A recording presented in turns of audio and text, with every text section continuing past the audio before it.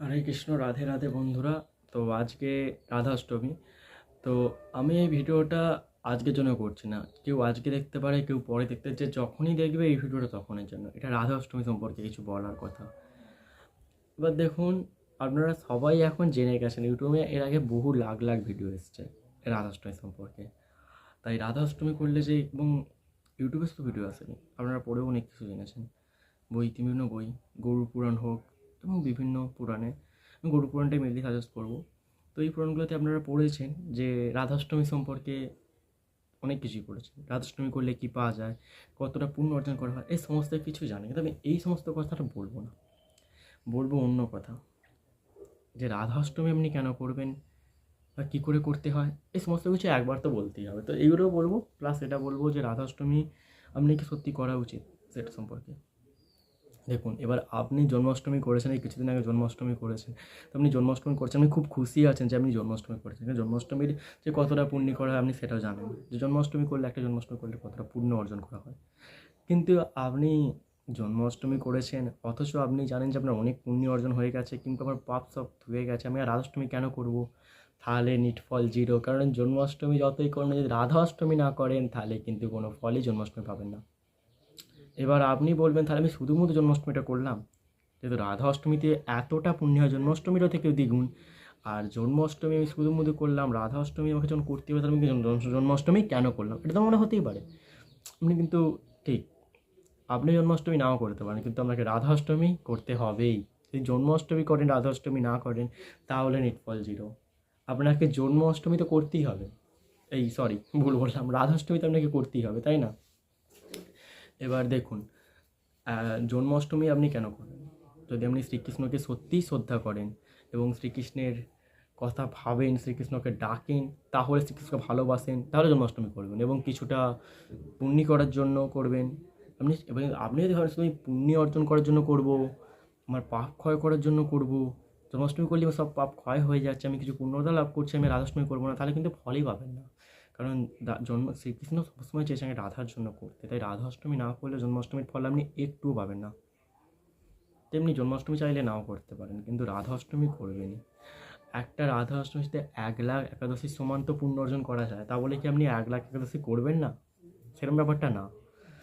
আর জন্মাষ্টমীও তাই করবেন, রাধা অষ্টমীও করবেন, রাধা অষ্টমী তো করতে হবেই। রাধা অষ্টমী না করলে আর বলছি না, সহস্র কল্পতরু, সহস্র কল্প আপনাকে অন্য জায়গায় জন্মাতে হবে। বুঝতে পারছো, কত কোটি বছর আপনাকে মনুষ্যত্ব জন্ম ছেড়ে অন্য জায়গায় যেতে হবে যদি রাধা অষ্টমী একবার না করেন। তো প্লিজ রাধা অষ্টমী আপনি করবেন। আর রাধা অষ্টমী করার কিছু একদম বিশেষ বিধিনিষেধ নেই। তার আগের দিন নিরামিষ করবেন, তার পরের দিন রাধা অষ্টমীর আগের দিন, মানে আজকে 11ই সেপ্টেম্বর, আপনি 10ই সেপ্টেম্বর নিরামিষ করেছেন আশা করছি। আর আমার ভিডিওটা লেট করা হলো, এই মুহূর্তে আমি ভিডিওটা করতে পারি না, আগে করলেই ভালো হতো।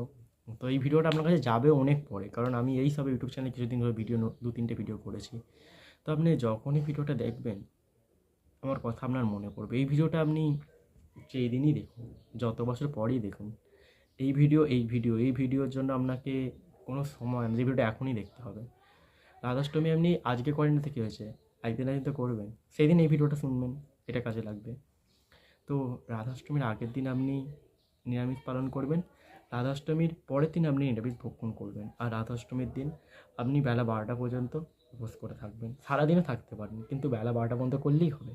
তারপরে আপনি ফলমূল খাবেন, মিষ্টি ফিষ্টি ইত্যাদি খাবেন না। মিষ্টি ফিষ্টি অনেকে খেয়ে ফেলেন, মিষ্টি সন্দেশ ফন্দেশ, সেগুলো না খাই ভালো। এগুলো কি একটা ভারী খাদ্য, তো এগুলো না খাই ভালো।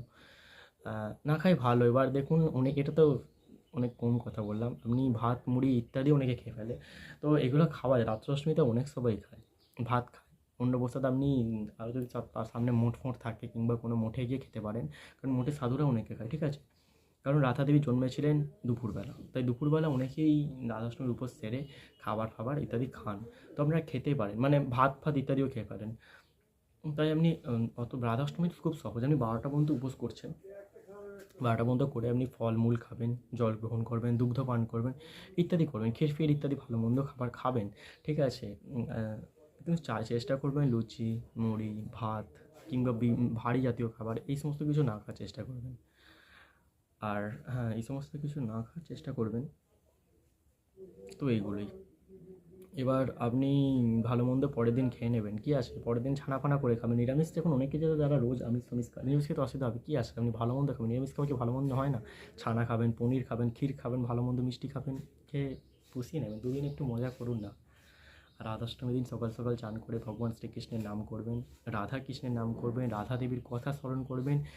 রাধা দেবীর যেই সমস্ত বই আছে, গরুর পুরাণ আছে, যে কথা আছে, রাধা দেবীর যে বই আছে সেই সমস্ত বই পড়বেন, রাধা দেবীর কথা শুনবেন, শ্রীকৃষ্ণের নাম করবেন এবং ভালো ভালো সেই দিনটা আনন্দে থাকবেন। রাধাষ্টমীর আগের দিন আপনি যাই করুন, রাধাষ্টমীর দিন খুশি থাকবেন। চেষ্টা করবেন মুখ থেকে সুন্দর কথা বলার, মুখ থেকে আপনি চেষ্টা করবেন আমার মুখ থেকে সুন্দর সুন্দর কথা বলার, লোকের সঙ্গে সুন্দরভাবে কথা বলবেন, ভালো করে থাকবেন, সেই দিনটাকে মানে আনন্দ উপভোগ করবেন, সেই দিনটাকে আনন্দ করবেন। দরকার পড়লে কিছু গরিব ফরিবকে কিছু দান যদি করতে পারেন তাহলে তো আরও ভালো করবেন। একটা রাধাষ্টমী করলে 1,00,000 একাদশীর সমান। একটা রাধাষ্টমী করলে জন্মাষ্টমীর দ্বিগুণ ফল লাভ হয়। আর জন্মাষ্টমী করলে তো রাধাষ্টমী করতে হবেই, আমাকে আগেই বলেছি। 1,00,000 পর্বতের সমান। স্বর্ণদান করলে যেই পুণ্যি পাওয়া যায়, একটা রাধাষ্টমী করলে তারও কয়েক লাখ গুণ, তার লাখ গুণ বেশি ফল পাওয়া যায়। এবার দেখুন এই কলিযুগে এসে 1,00,000 একটা পর্বতের মতো স্মরণ করা অসম্ভব ব্যাপার, তাও করতে পারেন, কিন্তু সেটা থেকেও যে রাধাষ্টমী থেকে বেশি ফল হবে না, রাধাষ্টমী তার অনেক বেশি ফল পাবেন। আর সেই দিন যদি কোনো কাউকে দান করেন, কোনো কুকুর ফুকুর বলে আপনার বাড়িতে আসে, ফেরাবেন না, কিছু খেতে দেবেন, গরুকে কিছু খেতে দেবেন। এতে সেদিনকে গোল পুজো হয়, বাঙালির ঘরে সেদিনকে গোল পুজো হয়। তো গরুদিকে আপনি খেতে দেবেন, বাছুর হলে তো আরও ভালো খেতে দেবেন। কোনো বিড়াল কুকুরের বাচ্চা আসে কিংবা তারাও যদি আসে, বিড়াল কুকুর এলো, ফেরাবেন না, কিছু খেতে দেবেন। রাধা দেবী সন্তুষ্ট হবে, আপনার জীবন সুখে হবে, আপনার জীবন সুন্দর হবে, আপনি ভালো করে থাকবেন, দেখবেন আপনার মনে একটা খুশি চলে এসছে। রাধাষ্টমী ভালো করে পড়বেন, দেখবেন সেদিনকে এত খুশি হচ্ছে, তার পরের দিন খুশি হবে। আর দেখবেন রাধাষ্টমী যখন করবেন, আপনি খাবার খাবেন না, একটা দুটো বেজে যাবে, কিন্তু আপনার মনেই হবে না। দেখুন আপনি সরস্বতী পুজো করেন, তো আমাদের এখানে বামন আসতে দেরি হয়, একটা দুটো বেজে যায়, আমরা তো জল না খেয়েই থাকি। অনেক জায়গায় দেখবেন বামন আসতে দেরি করে, সরস্বতী পুজোর কথা বলছি, 12টা একটা বেজে যায়, কিন্তু এতে কি আপনারা জল না খেয়েই থাকেন, তাই তো? বা কিংবা চা ফা খান, কিন্তু এখানে 12টা পর্যন্ত কোনো ব্যাপার না, দেখবেন দেখতে দেখতে কেটে যাবে। জল না খেয়ে থাকুন, 12টার পর ভালো মন্দ খান। আপনি সারাদিন মোট থাকলে ভাত ফাতও খেতে পারেন, কিন্তু ওগুলো না খায় আমার মনে হয় ভালো। তো ভিডিওটা ইতিমধ্যে লং করছি না, এই বলে শেষ করছি। আমি জানি আমি একটু বেশি কথাই বলেছি, কিন্তু বলেছি তো ভালো কথাই, তাই না? হরে কৃষ্ণ, রাধে রাধে, নমস্কার।